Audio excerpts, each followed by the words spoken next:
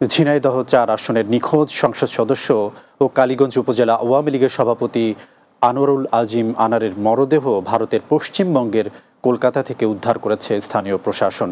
বুধবার সকালে কলকাতার নিউ টাউনের সঞ্জীবা গার্ডেন থেকে তার মরদেহ উদ্ধার করা হয়। স্বরাষ্ট্রমন্ত্রী আসাদুজ্জামান খান কামাল জানিয়েছেন, আনোয়ারুল আজিম আনারকে পরিকল্পিতভাবে খুন করা হয়েছে।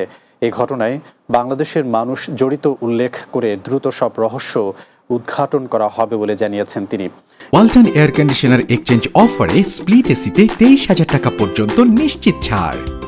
এদিকে আনোয়ারুল আজিম আনারের মৃত্যুর খবর এলাকায় ছড়িয়ে পড়লে নেতাকর্মী ও স্বজনদের মাঝে শোকের ছায়া নেমে আসে। এ ঘটনায় সুষ্ঠু তদন্ত করে হত্যায় জড়িতদের আইনের আওতায় আনার দাবি জানান তারা। সে কাউকে কোনোদিন শত্রু মনে করেনি। সে নির্ভয়তে এলাকায় একা একা মোটর সাইকেলে চড়েছে, মানুষের ভালোবাসা দিয়েছে।